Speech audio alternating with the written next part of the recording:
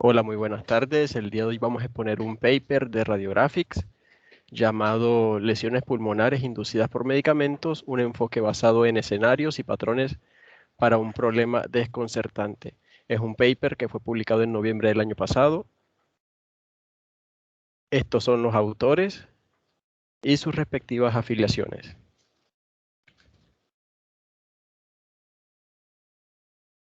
Bueno, el objetivo de este paper principal es identificar los 6 patrones de imágenes más comunes asociados con las lesiones producidas por medicamentos, em, que vamos a llamarlas MIPI. Em, el otro objetivo principal es reconocer los medicamentos asociados con las MIPI y entre las terapias utilizadas para tratar a los pacientes en diferentes escenarios clínicos. También vamos a describir los patrones de imágenes más comunes observados con estos medicamentos. Bueno, a manera de introducción, la lesión pulmonar inducida por medicamentos es una afección médica compleja que se ha vuelto cada vez más común, pero que esta sigue siendo muy difícil de diagnosticar. El diagnóstico de esta es difícil y a menudo depende de la correlación temporal del inicio del fármaco con la aparición de la enfermedad pulmonar. Por eso muchas veces este diagnóstico se hace de manera, es un diagnóstico de exclusión y la remisión de los síntomas y las anomalías de las imágenes ocurren posteriormente a la suspensión de dicho fármaco. Bueno, el mecanismo de la lesión pulmonar es multifactorial. Las causas no se conocen completamente, pero se han descrito que puede ser o que son debidos a daño directo del ADN, a la apoptosis producida también por una alteración en la señal de la célula, por también la supresión de la proliferación celular y la lesión inmunológica mediadas por células T. La incidencia es muy variable, varía entre 4.1 a 12.4 casos por millón por año y también depende del tipo de medicamento que se utilice. La prevalencia de la MIPI está asociada con mayor frecuencia a medicamentos de tipo reumatológicos, oncológicos, muy escasa a los antibióticos y generalmente la prevalencia de esta enfermedad es baja con referente a otro tipo de patologías. La importancia del diagnóstico de esta patología es debido a que presenta altas tasas de mortalidad que van variando desde un 8 a un 50% dependiendo del tipo de medicamento que esté causando la afección. Y entre los factores de riesgo se han conocido que la edad avanzada, la enfermedad pulmonar intersticial preexistente y antecedentes de tabaquismo son factores de riesgo para los pacientes de que adquieran esta enfermedad. Aparte de que también entre mayor sea la interacción entre medicamentos farmacológicos que se utilizan en un paciente, va a haber un mayor porcentaje de que puedan tener una afección por una afectación pulmonar por estos. Y el sexo masculino también se ha considerado un factor de riesgo.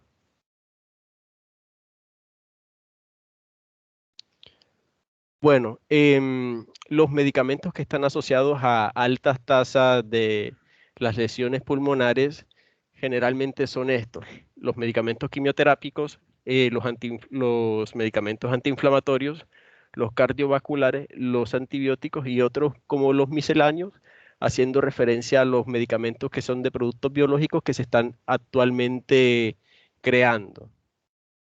El diagnóstico depende de dos variables. Uno es que se tenga conocimiento acerca de los patrones por imágenes más comunes que causan esta patología y la otra variable es que hay que reconocer o hay que conocer el medicamento específico que el paciente está recibiendo para poder llegar a este diagnóstico. Muchas veces el diagnóstico confiable a menudo se ve frustrado debido a la ausencia específica del antecedente como tal acerca del tipo de medicamento que el paciente está recibiendo. Y por eso, para poder realizar muy bien este diagnóstico, se debe de hacer un trabajo en conjunto, un consenso multidisciplinario para poder llegar a este.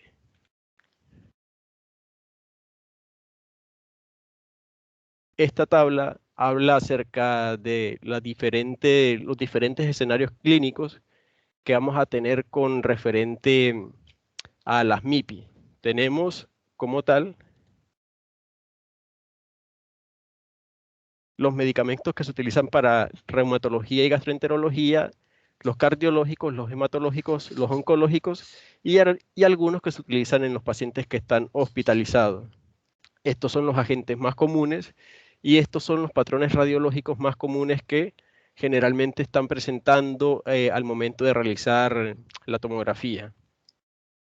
La mediana de la aparición de esta patología es de aproximadamente 3 meses, pero esta puede oscilar entre 9 días y 19 meses y todo depende no solamente del tipo de medicamento que se está utilizando, sino también de la dosis y muchas veces la enfermedad puede manifestarse años después que se están utilizando estos medicamentos. Estos son los 6 tipos de patrones de los que hablan los autores en este paper, ¿sí? Tenemos lo que es el patrón similar a sarcoidosis, el patrón de nódulos centrilobulillares, el patrón en opacidades difusas en vidrio esmerilado, el patrón lineal, el patrón fibrótico y el de neumonía organizada. Estos patrones generalmente representan generalizaciones útiles, pero como tal no hay ningún patrón específico para describir el tipo de enfermedad. Tanto así que estos patrones se pueden superponer y en otros casos estos también pueden comenzar a cambiar a medida que va evolucionando la enfermedad. Estas son las características que vamos a encontrar en cada uno de los patrones. Acá lo dejo para que los puedan revisar posteriormente. Y esta es una tabla que habla acerca de los diagnósticos alternativos o los que hay que tener en cuenta cada vez que encontramos estos tipos de patrones. Como dije, los patrones que vamos a presentar ahora no son característicos específicos de una enfermedad pulmonar única. Por ejemplo, el patrón similar a la sarcoidosis, como diagnóstico diferencial tenemos que hacer obviamente con la sarcoidosis o la carcinomatosis linfangítica, como los diagnósticos más comunes, y como menos comunes tenemos los que serían las neumoconiosis, como la silicosis y la beriliosis. Lo mismo pasaría con el patrón de vidrio esmerilado difuso, donde vamos a encontrar una lesión, un daño alveolar difuso, como la causa más común de este. También podemos encontrar el edema hidrostático o las neumonías, generalmente por la del leumocistis de Girovechi, como las causas más comunes. Y de diagnóstico diferenciales más comunes tenemos lo que es la neumonía organizada o la hemorragia alveolar difusa. Bien, hablando acerca de cada una de las características que vamos a encontrar en cada uno de los escenarios, vamos a hablar inicialmente del escenario de la enfermedad reumatológica y, bueno, de los medicamentos reumatológicos y gastroenterológicos que pueden ocasionar la MIPI. Entre los medicamentos más frecuentes tenemos los que son el metrotexate, los antagonistas de las purinas, los AINES y los inhibidores del factor de necrosis tumoral alfa. Los patrones más comunes que esto van a generar son las imágenes en vidrio esmerilado difuso. Un patrón fibrótico también puede generar el patrón de neumonía organizada, los patrones nodulares centrilobulillares y los patrones de similares a sarcoidosis. Como podemos ver, estos tipos de medicamentos pueden ocasionar los 6 tipos de patrones de los que vamos a hablar. Hay que tener en cuenta que entre los pacientes de la clínica reumatológica que presentan estos síntomas pulmonares durante la aplicación de los medicamentos, hay que tener en cuenta lo que sería el diagnóstico de la enfermedad intersticial, de la enfermedad pulmonar intersticial relacionada con las enfermedades del tejido conectivo, ya que muchos de estos pacientes, antes de que comiencen a presentar un patrón que podamos relacionar con las MIPI, puede que ya tengan algún tipo de patrón de tipo fibrótico o de tipo lineal. Y algo que también se tiene que tener en cuenta es que estos pacientes necesitan, al tener un tratamiento inmunosupresor, pueden presentar también infecciones, especialmente las causadas por del neumocistis de Jirovecii, y por eso estos pacientes deben de tratarse antes con profilaxis para evitar que haya una superposición de estos patrones con este tipo de enfermedad. Acá tenemos las imágenes iniciales. Tenemos una tomografía en corte en plano de adquisición axial. La imagen A es una mujer de 56 años con artritis reumatoide que presentó un episodio de dificultad respiratoria unos meses después del tratamiento con metotrexate. Y lo que vamos a encontrar inicialmente a la valoración de las imágenes es que observamos como tal un patrón fibrótico, ¿sí?, característico por la presencia de estas opacidades reticulares periféricas, algunas zonas que están un poco parcheadas y zonas de virus esmerilado que están bastante difusas. Y aparte de eso, observamos que también hay unas imágenes quísticas subpleurales que forman un patrón de panal de abeja. Bueno, como vemos que estas características de este patrón, hablamos específicamente de lo que es el patrón fibrótico, pero hay que tener mucha correlación con que esta paciente con artritis reumatoide puede presentar este tipo de patrón en su enfermedad de base, pero dado el caso del antecedente de la terapia con metotrexate, que inicia después que comienza con dificultad respiratoria después de esta, podemos asociar este tipo de patrón a la MIPI más que a la propia artritis reumatoide. Cabe destacar que esta paciente recibió tratamiento y posteriormente disminuyó su patrón fibrótico. Tenemos otro caso de una mujer de 62 años con artritis reumatoide que presentó dificultad para respirar después del inicio de la terapia con metotrexate, y lo que observamos a nivel pulmonar en esta tomografía en corte axial con contraste, vemos múltiples opacidades en vidrio esmerilado, ¿sí?, múltiples opacidades en vidrio esmerilado, que hay algunas zonas donde está respetando la región subpleural, hay otras que están completamente afectadas, y este patrón se caracteriza porque podríamos destacar que lo podríamos clasificar como un patrón de opacidades difusas en vidrio esmerilado o un patrón de neumonía, neumonía organizada, debido al compromiso que ya está teniendo a nivel subpleural. Tenemos este otro caso de una mujer de 42 años con un antecedente de colitis ulcerosa, la cual comenzó a presentar dificultad respiratoria después de iniciar la terapia con mercaptopurina, y lo que observamos a nivel de las imágenes de tomografía en el plano de reconstrucción coronal y en el plano de adquisición axial, en esta tomografía en ventana pulmonar con contraste, observamos múltiples opacidades, ¿sí?, de vidrio esmerilado a nivel centrilobulillar, asociado también a un cambio a nivel parenquimatoso, donde vemos unas áreas de mayor y menor atenuación que se caracterizan que indican la presencia de atrapamiento aéreo. Este patrón es el patrón de nódulos centrilobulillares, y algo a tener en cuenta en este patrón, que también es el llamado patrón por hipersensibilidad, es que se caracteriza porque la afectación comienza a nivel de la vía aérea, a nivel de la vía aérea baja. Tenemos este otro caso de un hombre de 61 años con enfermedad de Crohn que presentó tos después de iniciar el tratamiento con inhibidores del factor de necrosis tumoral alfa con adalimumab, y observamos en esta radiografía de tórax AP, observamos que se presentan una imagen, una opacidad a nivel del hilio derecho. Este se observa agrandado, aparte de que tiene otras opacidades de menor tamaño que son periféricas y un pequeño grupo de nódulos eh, lobulillares que están de opacidades periliares, ¿sí? Que están agrupadas.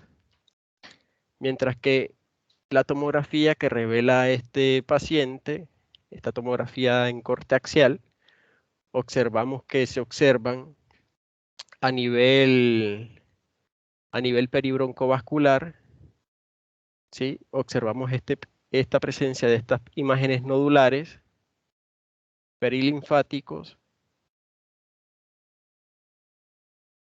que son bilaterales y que también están afectando lo que sería los tabiques interlobulillares. Estas características de estos micronódulos que están afectando a los tabiques interlobulillares, también como a los peribroncovasculares, se caracteriza porque es el patrón similar a la sarcoidosis.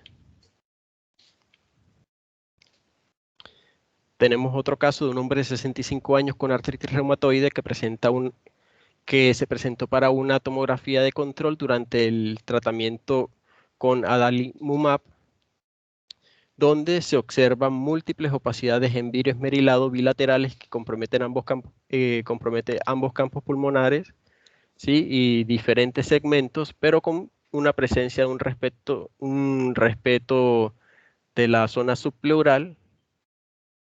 También tenemos algunas áreas reticulares, unos engrosamientos septales reticulares. Estas características de imágenes se basan en el patrón de vidrio esmerilado difusos. Y en la imagen B, que tenemos un plano de reconstrucción coronal, tenemos una imagen de un hombre de 42 años con hepatitis que estaba recibiendo tratamiento con interferón alfa, donde observamos estas múltiples imágenes nodulillares o nodulares a nivel de la cisura mayor. También encontramos estas imágenes a nivel de los septos interlobulillares y también los observamos a nivel subpleural, o mejor dicho, pleural. Estas imágenes también son características de lo que sería el patrón de sarcoidrosis, similar a la sarcoidosis. Con referente a la clínica cardiológica, tenemos que los antiarrítmicos y los medicamentos anticoagulantes y los antihipertensivos son los que mayor producen las MIPI, y los patrones por los cuales se caracterizan serían lo que son el patrón en vidrio esmerilado, el lineal, el fibrótico y la neumonía organizativa. Generalmente las MIPI son poco comunes entre los pacientes tratados con trastornos cardiovasculares, y algo que hay que tener en cuenta es que ante la sospecha de que el paciente esté presentando un edema hidrostático, se puede llegar al diagnóstico mediante el uso del péptido natriurético cerebral y también mediante los hallazgos ecocardiográficos. Si estos llegan a ser negativos, la sospecha de la lesión producida por medicamentos se tendría que tener en primera opción.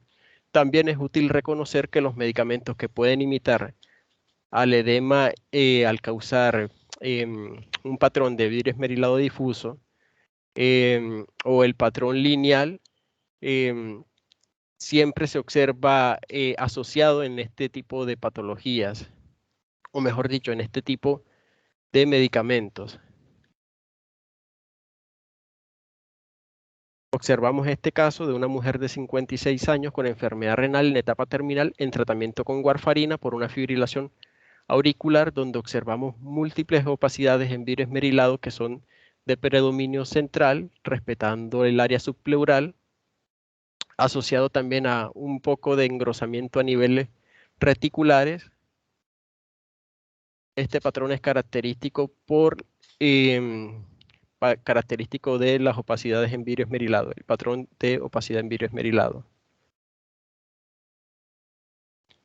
Tenemos este otro caso de un paciente que se está tratando por un síndrome de cute largo y que presentó una disnea durante la terapia con mexiletina, y terminamos observando que en esta tomografía en plano de adquisición axial observamos múltiples áreas de vidrio esmerilado con la presencia también de opacidades reticulares, ¿sí?, interlobulillares, y también unas áreas a nivel posterior, a nivel basal, de neumonía consolidativa. Ya vemos estas áreas que están consolidando. Este patrón lo podemos caracterizar por describirlo como un patrón de vidrio esmerilado difuso, o también lo que sería el de neumonía consolidativa, de neumonía organizada. Y tenemos este otro caso de una mujer de 73 años que presentó dificultad para respirar después de terminar la terapia con amiodarona. Observamos también múltiples opacidades en vidrio esmerilado de predominio bilateral, que está afectando más que nada lo que son las bases pulmonares, y también se observa como otro hallazgo la presencia de lo que serían las bronquiectasias, ¿sí? Vemos la dilatación de todo lo que es el árbol bronquial. Esta característica de la presencia de bronquiectasias sugiere la progresión a la etapa de organización, pero inicialmente el paciente se clasificó con el patrón de vidrio esmerilado. Tenemos otro caso de un hombre de 78 años que recibe un tratamiento con amiodarona, donde observamos que a nivel de la base pulmonar derecha, se observa una opacidad consolidativa con áreas de vidrio esmerilado, ¿sí?, que está afectando la zona subpleural.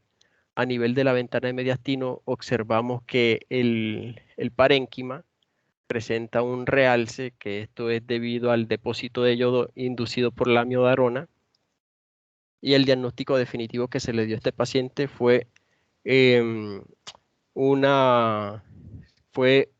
patrón de consolidativo con vidrio esmerilado asociado también. En la clínica hematológica vamos a caracterizarla porque la mayoría de los medicamentos asociados con MIPI se utilizan para las neoplasias malignas hematológicas. Y hay que tener en cuenta que los pacientes tratados por neoplasias hematológicas malignas desarrollan síntomas respiratorios, y esto se evalúa inicialmente para detectar infecciones, ya debido a que estos pacientes, al estar inmunocomprometidos, son más propensos a presentar infecciones, especialmente por hongos angioinvasivos, y más cuando los pacientes están presentando una neutropenia febril. Estos pacientes también corren el riesgo de edema hidrostático debido a la hidratación agresiva que se les da. Esto es debido al tratamiento con quimioterapia y a las transfusiones frecuentes. Los patrones generalmente que van a presentarse son el de vidrio esmerilado, el fibrótico, el lineal y el de neumonía organizada. Tenemos en la imagen A una mujer de 63 años tratada por linfoma de Hodgkin, que presentó dificultad para respirar de inicio rápido después de iniciar el régimen que contenía bleomicina.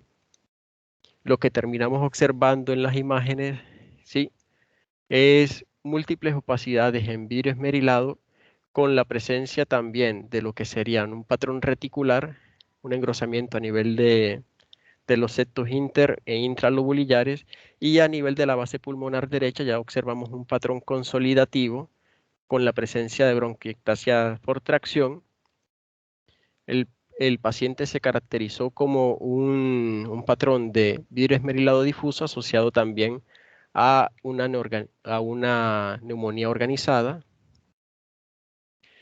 Y tenemos el caso B de una mujer de 60 años tratada por linfoma de Hodgkin, que que también recibió tratamiento con bleomicina.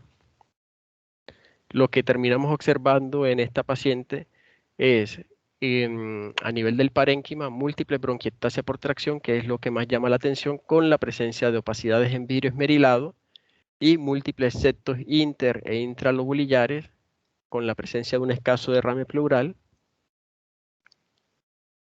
Y una característica que presentó la evolución de esta paciente es que presentó un daño alveolar difuso, característico de lo que sería también el patrón de vidrio esmerilado difuso. Tenemos este otro caso de un hombre de 37 años que recibió un tratamiento con los inhibidores de la tirosinquinasa, el dasatinib, por una leucemia mieloide crónica, que posteriormente a este comenzó con dificultad para respirar. Terminamos observando en la tomografía de tórax en plano axial múltiples opacidades difusas en vidrio esmerilado, que son de predominio en el lóbulo superior izquierdo, que comprometen también la periferia de este, y este patrón es típico de lo que sería la neumonía organizada. Cuando ya está presentando el vidrio esmerilado, que no solamente es a nivel peribroncovascular, sino que también es subpleural, el paper los clasificaba más que nada como opacidad, como patrón de neumonía organizada.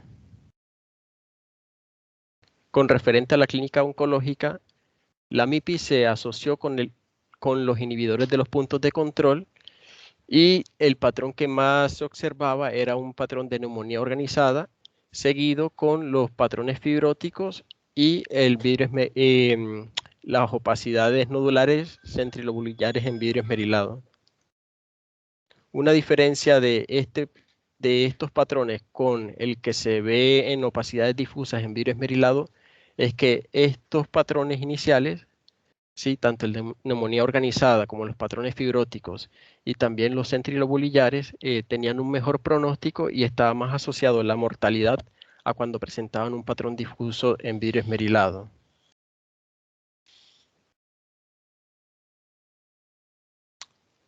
Acá tenemos este caso de una mujer de 67 años con linfoma no Hodgkin en tratamiento con doxorubicina, donde observamos en la radiografía A, esta paciente había recibido un tratamiento con radioterapia, donde se observa una imagen a nivel basal de una imagen consolidativa que fue clasificado posteriormente como, como una secuela de posradiación, y posteriormente a los 2 meses después de recibir la doxorubicina comenzó a presentar este tipo de opacidades pariliares bilaterales, ¿sí?, que afectaban no solamente el lóbulo inferior izquierdo, perdón, derecho, sino que afectaba también predominantemente los lóbulos superiores, tanto derecho como izquierdo, y las regiones pariliares.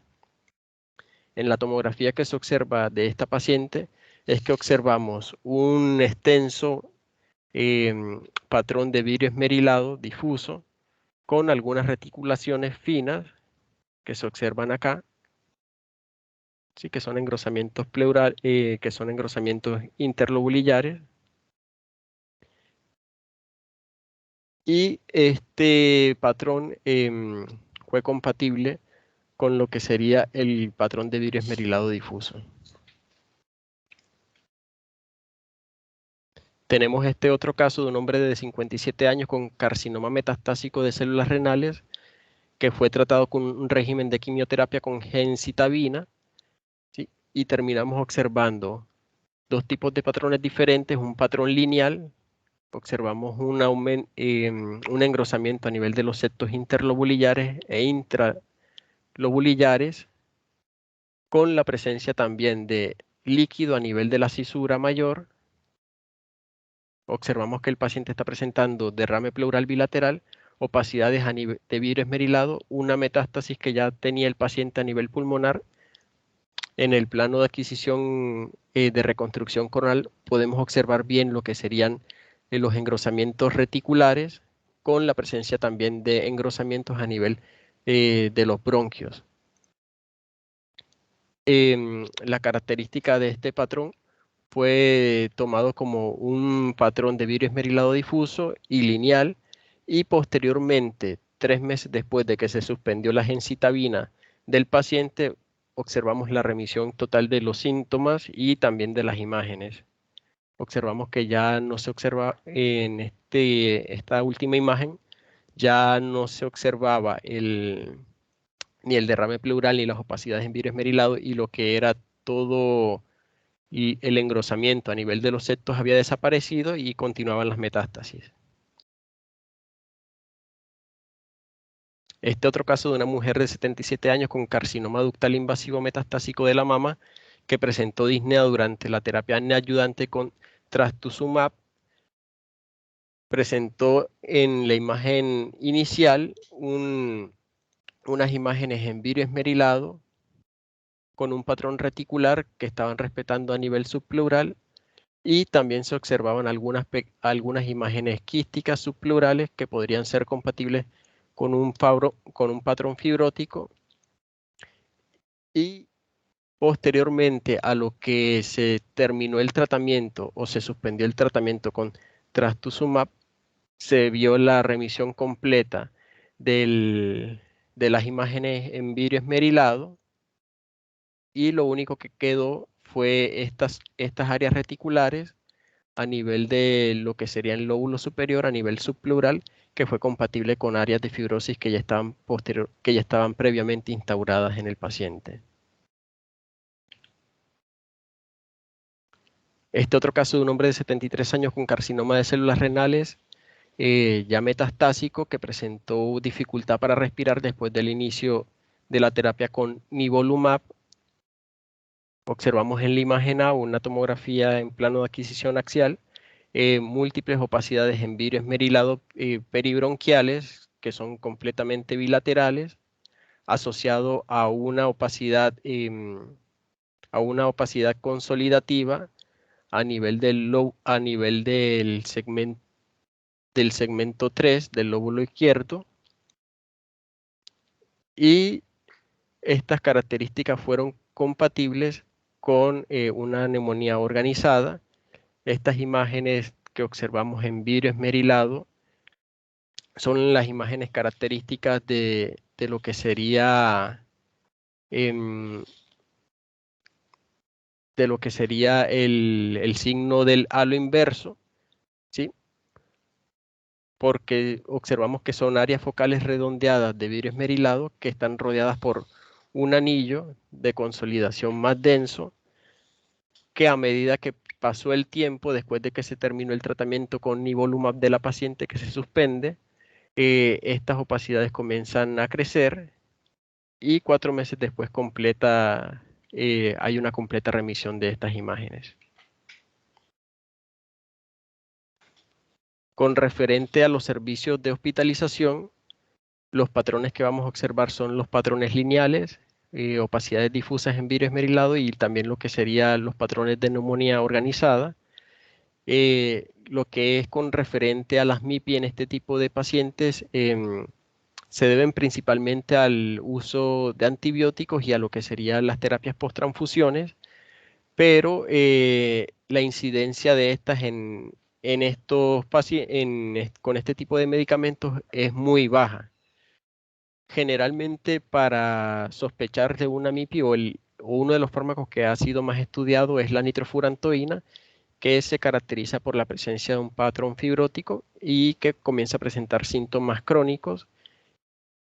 Y otro de los medicamentos que se ha estudiado bastante es la daptomicina. Eh, Algo con referente a los pacientes que reciben transfusiones: pueden estos presentar una lesión llamada lesión pulmonar asociada a la transfusión, o TRALI, y se caracteriza por una hipoxia aguda e inexplicable asociada a opacidades pulmonares durante o dentro de 6 horas después de las transfusiones. Tenemos este caso de una mujer de 81 años que se sometió a una terapia prolongada con nitrofurantoína para el tratamiento de una infección de las vías urinarias, que consulta por disnea, y lo que observamos son múltiples opacidades en vidrio esmerilado, subpleurales, ¿sí? Con la presencia de lo que serían bronquiectasias centrales, y observamos que a nivel basal hay la presencia de un patrón fibrótico y también a nivel de lo que serían los lóbulos superiores. Posteriormente, a esta paciente se le suspendió el tratamiento con nitrofurantoína y parte de lo que describe el paper es que parte de la de los hallazgos imaginológicos mejoraron.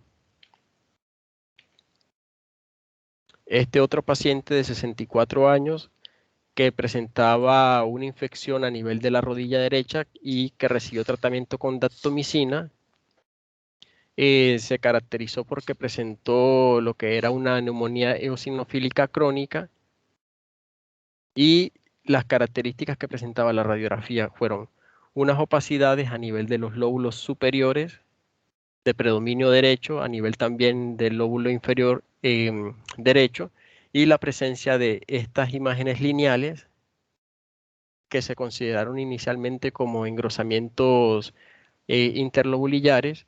Posteriormente se le hizo la tomografía, donde se observa en estos planos de reconstrucción coronal unos engrosamientos pleurales a nivel del lóbulo superior izquierdo. También hay zonas respetadas a nivel de la pleura, a nivel subpleural, y vemos múltiples opacidades en vidrio esmerilado. También observamos la presencia acá de una teleptasia a nivel del lóbulo superior derecho. Este patrón es típico de lo que serían las neumonías organizadas.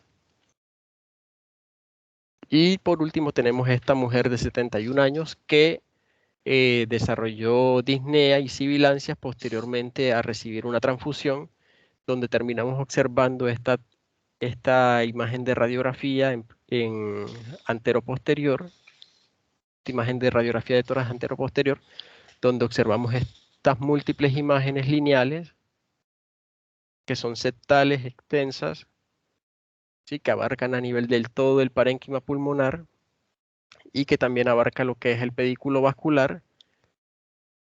Y estas son las características, digamos, de lo que sería la lesión pulmonar asociada a la transfusión o TRALI.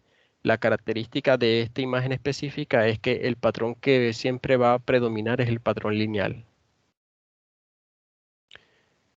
Como conclusión tenemos que las MIPI se encuentran cada vez más con mayor frecuencia, pero su diagnóstico es a menudo difícil. Es importante conocer la variedad de los patrones por tomografía asociados a las MIPI y también la correlación temporal de los hallazgos de las imágenes con el uso del tratamiento farmacológico. Si el patrón de la imagen y el inicio temporal de la enfermedad se ajustan a la MIPI, el diagnóstico definitivo todavía puede ser un desafío, ya que muchas veces no tenemos como tal el antecedente del tipo de medicación que está recibiendo el paciente al momento de la adquisición de las imágenes, o nunca tenemos el dato clínico favorable que nos vaya indicando este tipo de patologías. Acá dejo el nombre original del paper con su respectivo DOI. Muchas gracias.